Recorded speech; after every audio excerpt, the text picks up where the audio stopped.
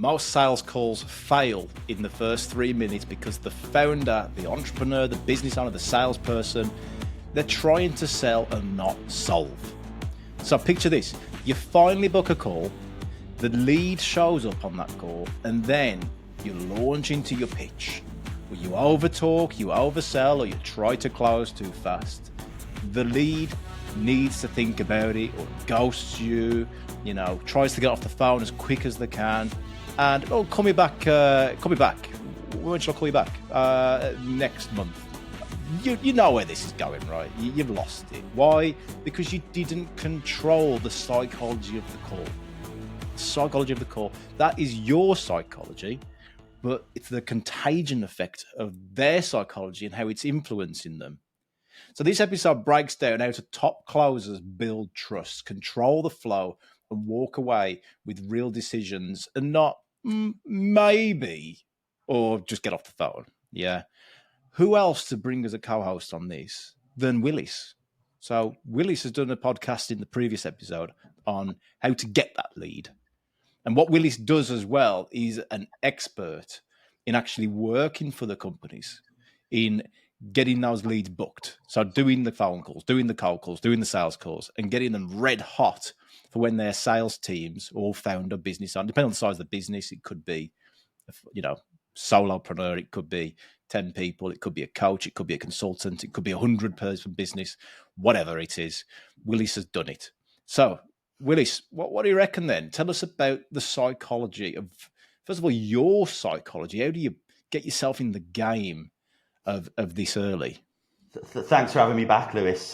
First of all, I love it. I do. I love it. I love the cat and mouse, and I think it's seeing it as that way actually, which makes you a little bit relentless with it, which a lot of people don't like. You've got two sides of the fence. There's no one really sits in the middle. You either hate, these calls, or you love it. You love the thrill of the chase and chatting to people, finding out more about them, and overcoming obstacles. And I think that actually, from a psychological perspective or a mindset perspective, is the first part, really. It's learning about them. It's listening, it's using your ears and your mouth in the proportion you was given them. Listen twice as much as you talk. So there you go, straight off the bat, there's one thing. That's it, we're done. Think like that and you'll make lots of sales. But it's interesting though, mate, that you say that from the start, because that wasn't what I was expecting you to say then. I was expecting you to come out with some scripted thing of like, this is what you say. But that gives us an insight of the sort of mindset you need to have. You're not there to try and just sell them anything. You're trying to understand and listen to them, right? That's what I'm probably really stripping that down. But is that what you're getting at? Absolutely. I mean, what would be the point in launching into a sales script and trying to sell something they've already had? Or, God forbid, and I've done this, try and sell them a service that they actually sell themselves, years and years ago. There's nothing more embarrassing. So, I mean, I wanted to hang up, let alone the person who eventually did. But I'm talking, a decade or two back now. But yeah, it's about identifying pain and needs and other things and bits and pieces. But I think the first step here is actually remembering they're not sat there waiting for your call a lot of the time. You're interrupting their day. So you've got to respect that and be mindful to it. And that's why I think a really, really strong opening is really important. So don't overthink it, but certainly have a bit of a plan. All right. So, if you're making a call to someone in an industry you've worked in before, pick up that phone or, follow up on the email you sent, follow up on that LinkedIn connection. Oh, hi, Lewis. I reached out on LinkedIn. Did you receive my connection request? Really light off the bat. Lewis will probably say, no, he hasn't seen it. And what that does then is it's what we call a pattern interrupt. It puts them slightly on the back foot and adds a little bit of subconscious depth to the call, which is really interesting. It's almost like, I better give him a few seconds now. He's asked me to do something, I didn't do it. And it just buys you that few seconds to then actually give you proper introduction, build some rapport, ask a question that's going to open things up. So I've launched into a bit of a, this is how we do it there. But yeah, I think you can overplan these things. You can overthink these things. Actually, just a couple of key questions will open up a 3-second call into a 15-minute call. So I had a call the other day from a cold caller. By the way, this isn't just for cold calling. This is also for sales, warm calling. Yeah. You know, warm calling in my world, mate. You'd know a lot more about this. But warm calling is somebody that you already have some sort of connection relationship with. You know, whether it's a small relationship or a large one. You're warm and they know about you already. Cold calling is just totally out of the blue. So I had a cold call the other day, and check this out. Get your thoughts on this, right? Okay. They called me and they said, "Hello, this is a sales call." It wasn't a robot. Just to let you know, this is a sales call. This is a cold call. Right. And he went quiet. And I went, where do I go here? So it took me on the back foot because he's not just trying to go into some sort of pitch. It was a bit like the tonality was key as well, mate. The way that he said it, I'm probably not getting across properly. It was like, just to let you know, this is a cold call. Okay. And I kind of like felt sorry for him because I'm like, oh, he's a cold caller and maybe he doesn't want to make these calls, but it's his job. That's what I was thinking. And I employ salespeople and cold callers. Yeah. You know, you do a lot of cold calling as well for a lot of the stuff that I do, Willis, and all the clients. Yeah. And I kind of felt a bit sorry for him. I wanted to give him time. And I Okay. went, go on, mate, about what? And I'm like, what? You know, I just felt it's psychology, though, isn't it? I just felt like Yeah. into it. A lot of listeners like they're going, Lewis, you know, why the fuck did you say that? But I just wanted to give him a bit of time, and I was really busy. I was in the middle of shopping. Okay, you saw that, but it interrupted my day, right? And I'm like, go on. Anyway, he went on and said, look, this is about business rates, and I saw that you own a lot of businesses, and potentially we're saving a lot of people money. Mm-hmm. Why would I not want to make more money? Do you know what I mean? Yeah, it's pissing me off. I'm having to pay the bills all the time. And then I went to, well, I thought about Chris that I already have, who gets this stuff for me already. Yeah. And then I thought, okay, so where are you based, mate? What's your location? And he said, Leeds. And I went, no, not interested, mate. You are interrupting my day. Thank you. And then he tried to step in and go, but we do work internet. And I just went, look, mate, you said it's a cold call. See you later. So it messed up a little bit there because it wasn't relatable for me that the location wasn't right. Otherwise, it probably would have gone, well, look, you know, I've given this guy a bit of time. Let's have a chat. So I nearly fell for it. Yeah, you know what? I quite like it, and I think 2 out of 3 things there he's done really, really well. He's done a little bit of research. He knows he owns multiple businesses, and there's a strong hook there. You know, as someone with an entrepreneurial mindset yourself, we save them money, we save you money, we make you money. That's language that you're always gonna prick your ears up. I think if he'd potentially dived a little bit deeper. So, hi Lewis, look, I work with other entrepreneurs and investors and serial business owners, and we actually save them a lot of money on their business rates. I noticed that, Ray Block and these other businesses, you've got this going on. Actually, what would saving a bit of money in this respect look like for you and on the bottom line or whatever? So just go down that slight layer further to help you visualize it, not just hear a buzzword. Do you know what I mean? Visualize that, more money, tell a story, paint a picture. What does it look like? And, it's going to get you more hooked and maybe give him a little bit longer, even if he is in.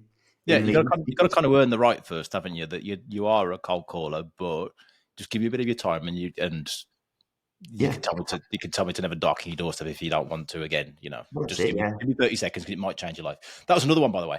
I was walking through Dubai. It's kind of, after this podcast, it's going to sound like I'm very easy to sell to. I'm going to get so many cold calls. I was going to say, put your phone on do not disturb, mate. They're already ringing, mate. I can see the phone ringing. I was walking through Dubai and was walking through the big next to the Burj Khalifa, and there was this big shopping centre. And as we went through, there was all these people trying to give fragrances and food out and things. And we walked by, and I was with Gavin and Dave. And as we walked by, they're trying to give these fragrances out. And this one guy was giving some nuts away. And he went, here, try these nuts. And we went, no. And as we walked away, he shouted, it'll change your life.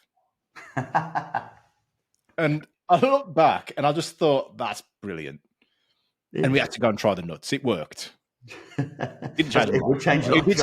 I'm allergic to nuts, by the way. So yeah. I was going to say, if you had a nut allergy, it certainly would change your life, wouldn't it? All right, mate, let's get back to the point. The reason I'm saying this here is that I am a quite tough cookie to get my time, and I really value time for money. And my clients are the same. I get it. or the business coaching clients that I'm coaching, and even their directors and managers that I coach, they haven't got time. Yeah. But for those strategies to work, there is a little bit of hope in their world. They did do it, right? They got through. So give us some of your stuff, mate. What would you do to advise businesses right now that have sales team that perhaps a little bit not confident enough, maybe, or they're just not hitting the numbers that they want to on the calls, but you're smashing the numbers, and that's what you do as a core business. What do you reckon? Well, first things first, no one ever died through making a sales call, so get over the fear of that, that little device on your desk and pick up the phone. The person's on the other end, they're not going to punch you, they're probably not going to shout at you, don't get me wrong, we've all been shouted at in this game, but you've got some right stories, haven't you, to be honest? Oh, how long have you been doing it, mate? 20 years? 18 years, yeah. B2B sales now, 18 years. So, yeah, you can imagine, the rough end as well. So, in sort of former lives. But, pick up the phone. Don't be scared to pick up the phone. Do a little bit of research, but don't over-research, because you know what'll happen. You spend 10 minutes researching a prospect or someone, and they won't answer the phone. So, you've just lost 10 minutes of your day. The amount of like procrastination that happens around that, by the way, is when I walk into the office and I see sales teams, I'm just on the CRM, and you can literally watch people spend 10 minutes on a CRM, they make a call, and they don't answer. You could have made 10 calls. Well, that's why you're not doing more than 10 calls a day, because you spend mostly on CRM. Yeah, that's it. So just do it, to coin a Nike slogan. Just do it. Make sure that you're mindful of what I mentioned. Just you are interrupting someone's day if it's not a pre-planned call, and just be mindful of such as well. So you need a strong hook, and you need some sort of relevance. So for me, if I'm calling someone out of the blue for lead generation, for example, I'd pick up the phone and say, "Hi, look, Lewis, we've connected on LinkedIn. I don't know if my name rings a bell at all. I run Willpower Lead Gen." Yes, no, maybe, whatever. Okay. Well, Lewis, actually what I do is I help busy business owners overcome the challenge of, being sat in front of a team screaming, no one else on the other end, for, people not showing, or I just make sure that theirs and their sales team's diaries are filled each and every month. What would that look like for your bottom line, to have that many meetings in your diary?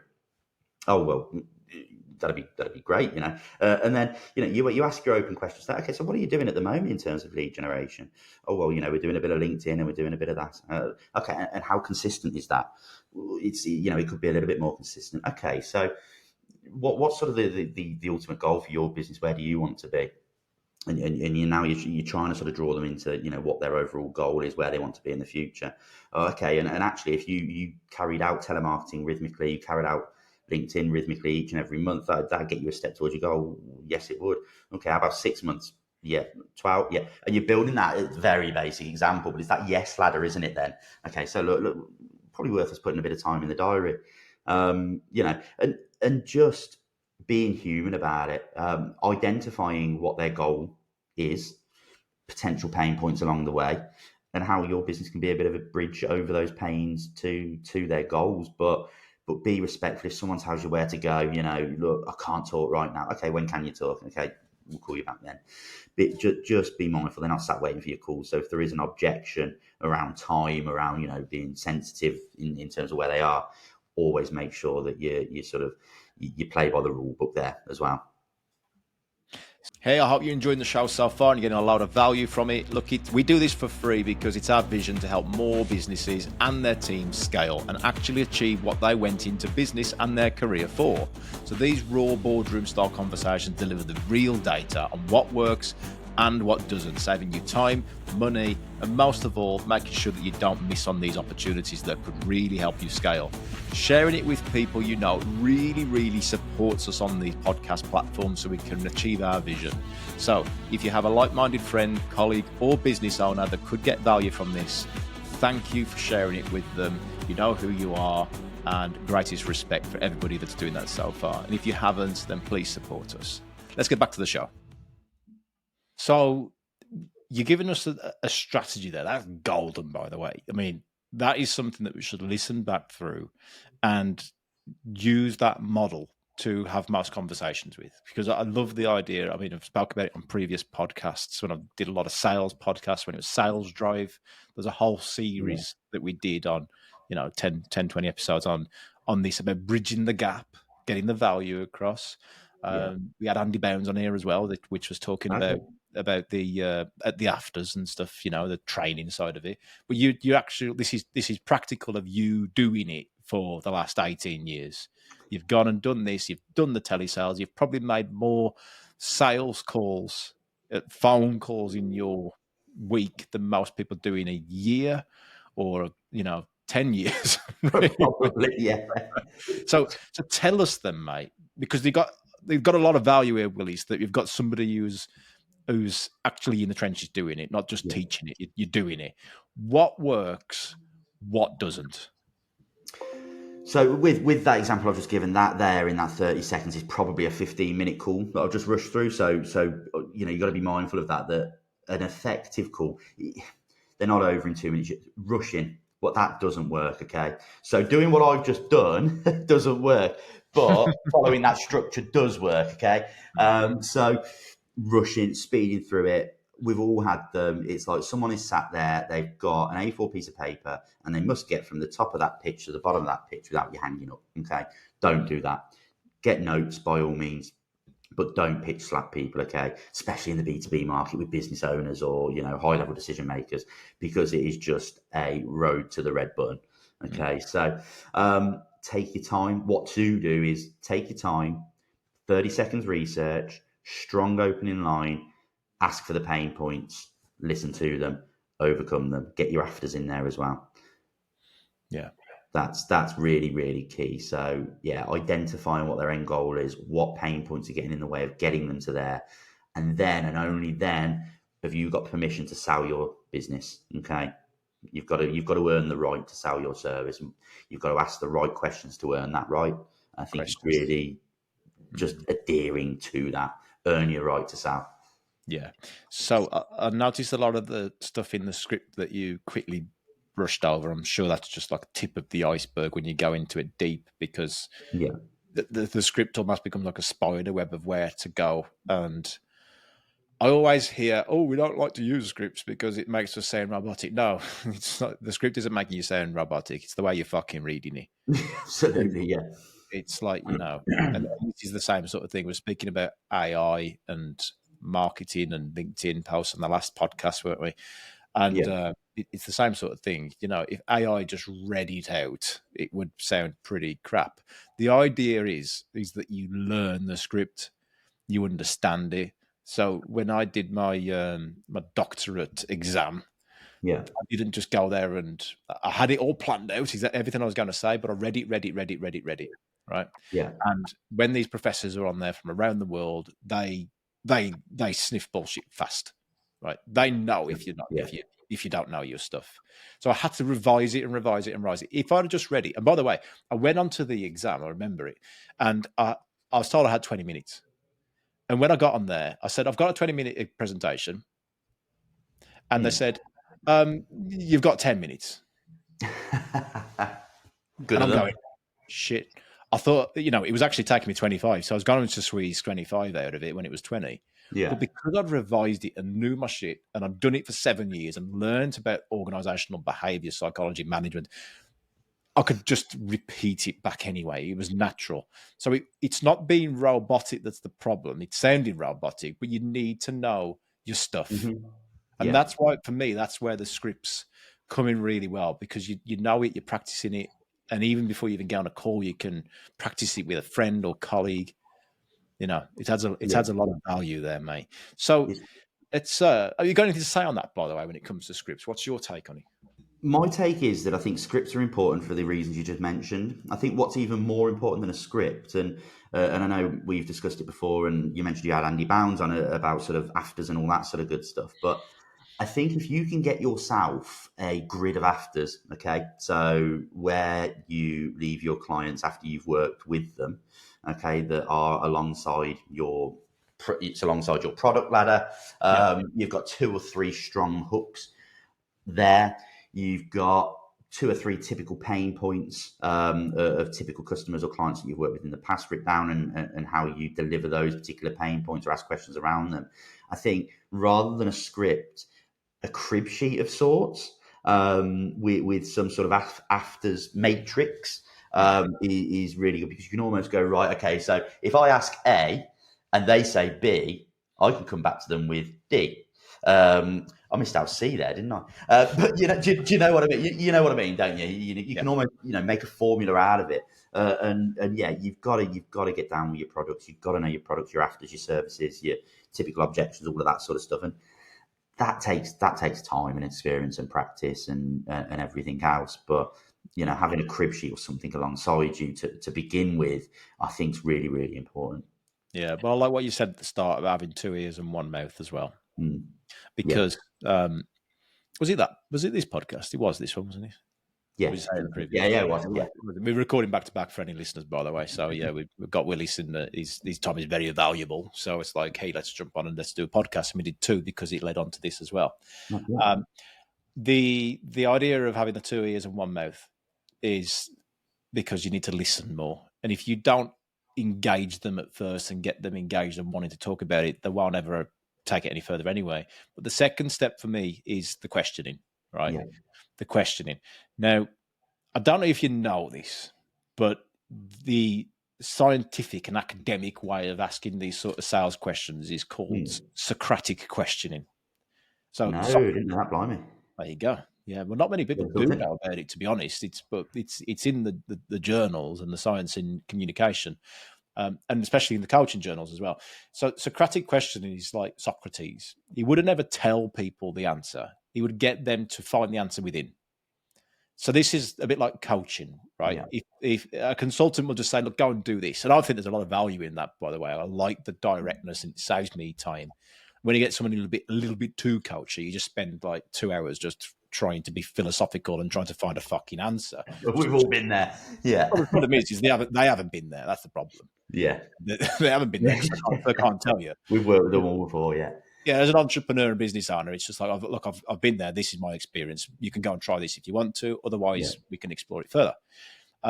So Socratic questioning is that they emerge from the answer within. And when they do, they're more accountable to it. It's more meaningful for them. It's their vision of the world and not our vision of the world. So there's a lot of value in it. I think you just have to find the right balance. Yeah. Now, what you were doing there was Socratic questioning by asking them, so what do you think that would mean to you? So what's the outcome? So you've made it 10 years without doing it. Where could you have been if you'd have knew this 5 years ago? What would have that meant? What did you even get into business in the first place? Are you getting everything that you want out of it? Mate, come on. You're talking emotional responses there, aren't you? Because, very few people set out in business just to go, just fancy building a business. I like, working 50 hours a week and whatever. Actually, there's going to be a why. There's going to be an end goal. And if you can relate your question into getting them to the end goal they set out to achieve. And actually, what's really powerful is almost asking the question, what are the consequences of not working with us? What are the consequences of not moving forward with this? It sounds quite sinister, but in reality, if you can accelerate them to where they need to be through working with you, you're doing them a favor in a way, and don't be scared to think that either. Yeah. Well, I had a client once, and he couldn't, different people have different, not just behaviors, and what influences behaviors is the way that they think. So they have different neurological breakup ways that their brain's built. If you look into it from a pseudoscience, which means fake science, it's not real. It's not been proven. It could be very real if it helps people out, but as a pseudoscience, NLP, neuro-linguistic programming. So what's that saying is that the brain's been rewired in a certain way. Neuroplasticity would be a more scientific terminology. Right. Okay. So neuroplasticity is the way that the brain's built and developed, but it's also how it's born. So it's like as it's been, developed in the womb and things like that, it's built in a certain way that tends to follow the genetics of the parents or grandparents, etc. So when you've got this different wiring in the brain, different people respond differently to how they see the world or how they're wired. Yeah. So I think it's key, really, that you're getting the sales psychology over the line based on how they see the world and not how you see the world. Yeah. So asking this Socratic questioning really brings out true meaning for them and how they're going to start to process it to make a difference in how they see. You don't know at the end of the phone. You don't even know what the fucking look like. Yeah. So how can you start to make something? This is going to really change your life. Well, how do you know? A bit like the guy that sold me the nuts, right? Yeah, going back to that guy, yeah. So yeah, it's interesting the psychology of it, and I think here, if you do master this art of Socratic questioning, then you can start to use it in any context, whether it's sales, leadership, management, getting the best out of people. Hugely. Everything you do, or not, most things you do, is a sell of some sort, isn't it? You know, whether you what do you want for dinner tonight? Well, you want a particular thing. The other half wants something else. You know, you're selling. I know it sounds stupid, but there's a bit of a sale in everything that you do, isn't it? And I think I saw a video the other day, and it was about perspective. I think it was a former Navy SEAL or Marine or something. And one of the key things that he said, if you want to go far in life, get the ability to switch perspectives to the person that you're talking to, selling to, or dealing with. And that, I think, is such powerful advice. Such powerful advice. And it goes back to what you were saying around Socratic questioning and, you know, where do they want to be? Actually put yourselves in their shoes as much as you can for a minute. And what would you want to hear if you were them? Yeah, that's really good. I want to get some more stuff from behind the scenes then of like what, you know, you're an A player, top performer when it comes to lead gen. People have a go, they do it, but they can't do it to the sort of level that you do. And well, they can, but it's going to take them 18 years to learn it as good as Oh, you. yeah. So people just go, right, yeah, let's just pay you. You know, Yeah. that's what people do. That's what your clients do.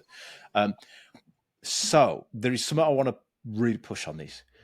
Okay. The art of pushing versus backing off. You know, when it comes, so we've talked about opening the sale. You've talked about this is how the strategy should play out. We've talked a little bit about the psychology and some of the techniques that we can use to get them to start to see the value in it. Now it's going to come down to, look, you know, you really fucking need this. Mm-hmm. What do you do to close it? When do you feel that it's push versus when to back off? It's an interesting one because part of my qualification process is what we call the win criteria. So a lot of businesses, they follow sort of a budget, authority, need, and timescale. I follow something called win, which I've created because it's they've got to want it, they've got to have the money to invest in it, and they've got to need it. Okay, and the thought behind that is so many people need stuff, you know, coaching or whatever it might be, or lead generation. You know, they may have the money to invest in it, but unless they've had that mind shift to actually wanting it, you know, they're never going to buy it. That, you know, you can take a horse to water, you can't force it to drink, and all those sort of analogies. So, for me, after you've gone through all of those questions, you're sat on the other end of the phone, on the other end of Teams, and you're sat there and you're going, mate, you need to do this. This is for the good of your business. You push it to the point of you don't want to lose respect. Okay, you can't force someone to do it. So if you can see them or physically hear them shaking or shuffling around in their chair, being uncomfortable, you know, with actually, do you know what? I'm going to leave you to think about that. And what I'm going to do is I'm going to diarise to catch up with you again tomorrow, so you can have some time to consider it. So I think it's really, really, because it's really important, because actually if you push too much, you can ruin a relationship, you can ruin trust, you can ruin everything else. Actually go, look, Lewis, I understand that you're a little bit uncomfortable around this at the moment, because to me it feels like, you know, it's something you should do, but there's something that's perhaps saying no. Do you want to have a couple of hours to reflect on that, and we'll perhaps catch up again? And you know, sometimes when people do this, they rather than saying no, they just won't answer, or they won't turn up, and people do that, which is frustrating. But actually, what you've done there is you've maintained, you know, your sort of your morals, and you're not pushing someone into something they don't want. So for me, I think it's a case of pushing to the point of, you know, it's good for them, but then actually they've got to be the one to make the decision to get it over the line. So just leaving them and giving them the respect to go and do that. So it's not always close, and I see all this American bullshit of sorry, Americans, if you're listening, we have got a large American audience. not just some you all up in one thing. But it's like, you must close or die. You know, it's that sort of attitude, and I hate that. I hate that. And I even hate it when people do it in a more authentic way of like being a bit more empathetic, but still trying to close hard. It's like, look, you know, couch them to a decision. You know, Yeah. I'm here to coach you to a decision. You've come to me with some information that you would like with based on this information. This is what can be done. This is the solution. Here's what we do. Let's at least have some decision at the end of it. And a no is okay. What isn't okay is letting it float because it's not going to help you. It's not going to help anybody. No. Let's just at least have a yes or a no at the end of it. Do you know exactly that? Because otherwise, if you're being too pushy, it just ticks along nicely. A load of missed voicemails, emails into the abyss, and the eventual "no, I'm not doing this anymore." Yeah, or just complete radio silence. So, yeah, I'd rather walk away respectfully and give them time to consider than forcefully push it over the line. But providing I've done everything within my power to get them to the decision that I want them to make, that is for the good of them as well, not just me and further in my client book. for sure, mate, for sure. And I think as well, if you are getting objections, we're not going to go into objections now. We'll do that on a different podcast soon. But Yeah. the objections as well, objection handling, we're getting into that sort of area, and we can talk about that. That is a big part of it. We just run out of time today. Guys, if you do want to hear that and you've had value from this, just drop it in the comments if you want us to do more episodes like this in regards to the art of the selling, because it's interesting, isn't it? Everything's talking about AI and that salespeople will get replaced by bots and stuff. They will and they won't. It's just another option. Just like LinkedIn didn't replace the phone, LinkedIn didn't replace Google.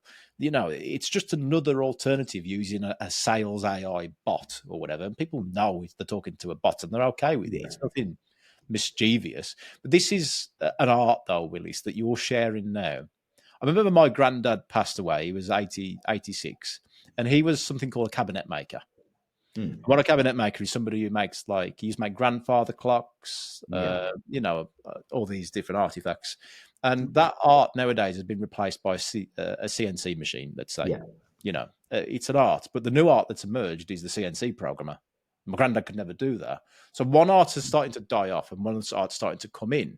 But when that CNC machine needs to do something really intricate and have a handheld product that really adds a lot of value, you can either make a CNC machine that makes a £100 IKEA product, or if you want something that's really going to look great in your house and last for a long time, you want something that's hand built. And it's very much like having people like you on this podcast that's been there, had this 18 years experience of people on the phone. You've now shared that information that could just change somebody's life and someone's business.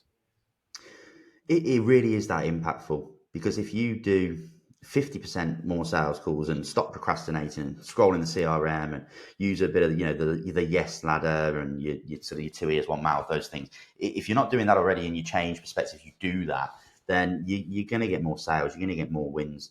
So yeah, I think just get on and do it is my sort of advice.